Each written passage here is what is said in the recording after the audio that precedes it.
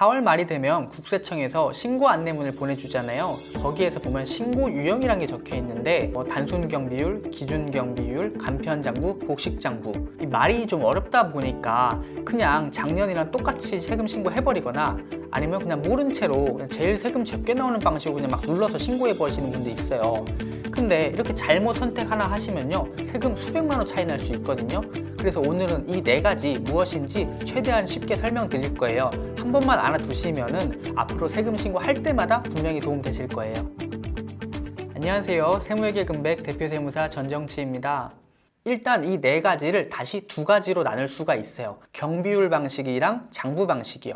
경비율 방식은 단순 경비율, 기준 경비율이 되는 거고요. 장부 방식은 간편 장부, 복식 장부가 되는 거예요. 둘의 차이는 딱 하나예요. 장부를 작성하느냐 안 하느냐. 그럼 장부는 뭔데요? 사실 이거 보시는 여러분들도 모두 다 해보셨을 거예요. 어렸을 때 우리 용돈 기입장 작성해보잖아요. 내가 언제 얼마를 벌었는지, 언제 얼마를 썼는지 이런 식으로 하나하나 기록해 두는 게 장부를 만드는 거라고 하는 건데요. 이렇게 하나하나 기록을 해야지 내가 순이익이 얼마인지를 결국 알 수 있는 거고, 그 순이익을 알아야지 세금 신고를 할 수 있는 거예요. 그런데 이게 문제가 당장 내가 며칠 전에 쓴 것만 봐도 이거 어디에 썼는지 솔직히 기억 안 날 때 많잖아요. 하물며 매출액이 몇 억, 몇십억 되는 사업장을 하나하나 기록한다는 게 얼마나 어려운 문제겠어요. 그래서 국가에서는 매출액이 그렇게 높지 않은 사업장에 대해서는 장부 방식 대신에 경비율 방식을 적용할 수 있도록 해준 거예요. 조금 더 간편하니까요. 경비율 방식이란 건 뭐냐면은 쉽게 말해서 내가 실제 쓴 비용이 얼마든지 상관없이 그냥 매출액에다가 정해진 퍼센트를 곱한 걸 비용으로 인정해주겠다 이런 거거든요. 그러니까 별도로 내가 실제로 얼마 썼는지를 하나하나 기록할 필요가 없는 거예요.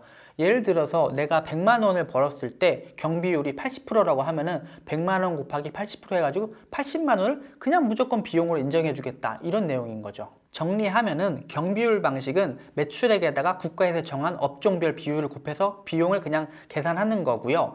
장부 방식은 내가 실제로 쓴 비용을 하나하나 입력해가지고 계산하는 방식이에요. 어떤 게 더 유리하냐는 상황에 따라 너무 다르거든요. 하나씩 좀 살펴볼게요. 먼저 단순 경비율입니다. 단순 경비율을 한 줄로 설명하면은 장부 작성하지 않아도 되고요. 신용카드 영수증, 지출 증빙 이런 거 하나도 안 해도 돼요. 그냥 매출액에다가 정해진 퍼센트만 곱하면 그걸로 비용 반영되는 거예요. 참고로 내 단순 경비율은 종합소득세 신고 안내문 그 첫 페이지 사업장별 수익금액의 제일 오른쪽을 보면 알 수가 있어요. 예를 들어서 공부방 원장님의 경우에 1년 매출액이 2천만 원이라고 해볼게요. 공부방의 경우에는 단순 경비율이 80% 정도거든요. 그러면 이때 실제로 2천만 원을 벌기 위해서 내가 사용한 비용이 100만 원이더라도 이거를 완전히 무시하고 2천만 원 곱하기 80% 해가지고 1,600만 원만큼 비용으로 무조건 인정이 되는 거죠. 그럼 이럴 때는 실제로 비용을 넣는 게 아니라 단순 경비를 적용하는 게 원장님에게는 무조건 유리한 경우고요.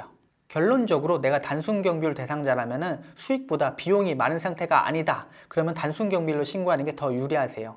이제 기준 경비율입니다. 단순 경비율하고 뭐가 다르냐면은 이거는 좀 애매한 부분이 많고 잘못 걸리면 세금 폭탄에 걸릴 수 있는 경우가 많은 거예요. 기준 경비율은 비용을 두 덩어리로 나눠놔요. 하나는 주요 경비이고 하나는 나머지 경비가 되는 거예요. 주요 경비는 매입 비용이나 임차료, 인건비 이 세 가지만 적격 증빙을 받았을 때 인정받을 수 있는 거고요. 나머지는 단순 경비율처럼 매출액에 그냥 퍼센트를 곱해서 계산하는 거고요. 그런데 문제가 단순 경비율과 달리 기준 경비율은 그 인정되는 퍼센트가 매우 낮아요. 매출 1억에 유튜버를 한번 예로 들어볼게요. 유튜버는 단순 경비율은 71% 정도지만은 기준 경비율은 16%예요. 훨씬 낮죠.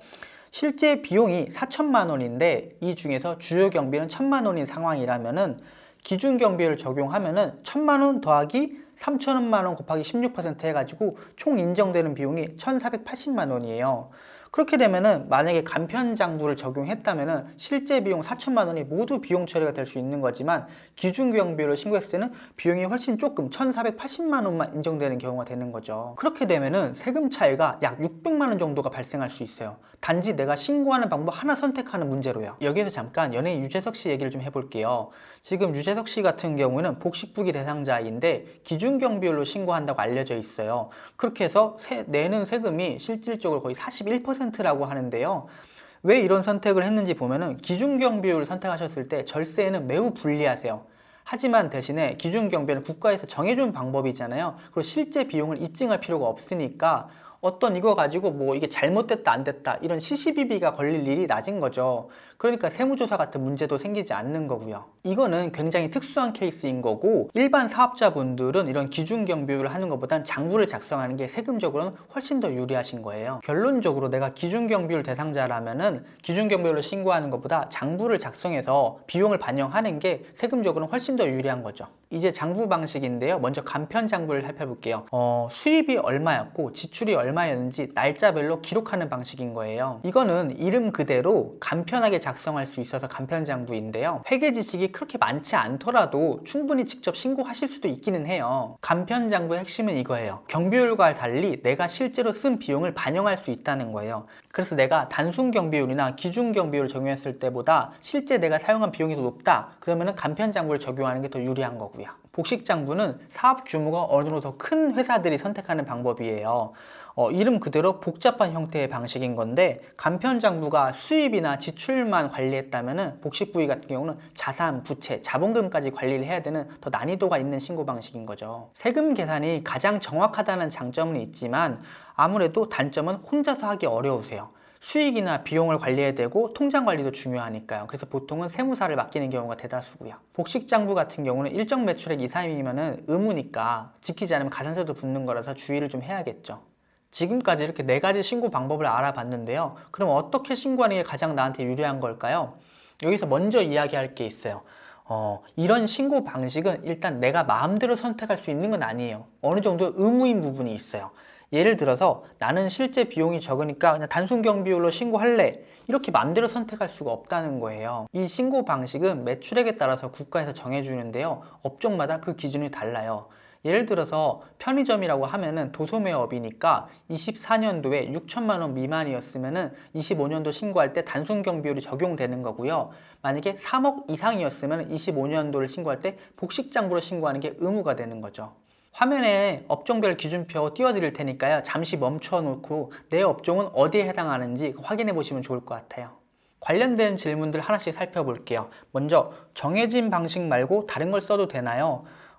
단순 경비율 대상자가 그 단순 경비율보다 더 어려운 기준 경비율이나 간편장부, 복식장부를 선택하는 건 가능해요. 이 경우 오히려 혜택이 생기기도 하죠. 국가 입장에서는 복식부기로 신고해주면 더 세금 관리가 투명하게 될 수 있으니까 좋은 거잖아요. 대표적으로 기장세액공제라는 게 있어요. 그러니까 복식장부 대상자가 아닌데 복식장부로 신고했을 경우에는 100만 원을 한도로 낼 세금의 20%까지 깎아주는 제도인 거죠.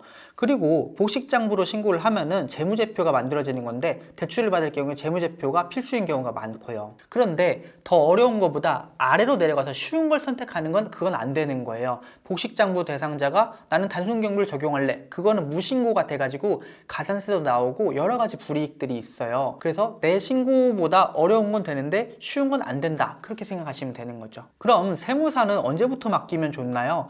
단순 경비율이라면 직접 하시는 걸 좀 추천드려요. 다만 실제 비용이 단순 경비율보다 더 높은 경우라면 이때는 세무사를 맡겨서 비용을 최대한 반영하는 게 더 유리할 수도 있는 거고요. 기준 경비율부터는 세무사를 맡기시길 추천드리는데요. 직접 하시다가 잘못 신고해서 소명 요청이 오거나 심하면 세무조사까지도 발생할 수도 있는 거니까 세무사 수수료 생각보다 그렇게 크지 않거든요. 그래서 세무사를 맡기는 게 더 유리하지 않을까 싶습니다. 단순 경비율은 어떻게 적용되는 건가요? 이 단순 경비율은 내 업종 코드마다 달라지는 거예요. 업종 코드는 사업자 등록할 때 신고하는 건데 비슷한 업종이더라도 이 코드가 되게 다양하게 있어요. 그래서 공부방의 경우에는 9코드 같은 경우는 단순 경비율이 61%인데 8코드로 등록하면 80%까지 돼요. 세금 신고할 때 훨씬 유불리가 나뉠 수가 있는 문제인 거죠. 그래서 사업자 등록하기 전에 어떤 업종 코드가 나한테 가장 유리한지 꼭 살펴보셔야 되고, 이미 등록했더라도 업종 코드는 변경 가능하거든요. 이 부분 세무사랑 상의해 보시면 좋을 거예요. 오늘 보시고 내게 가장 유리한 신고 방법이 뭔지 잘 모르시겠다, 그럼 댓글에 업종이랑 매출 규모만 남겨주세요. 제가 대댓글 남겨드릴게요.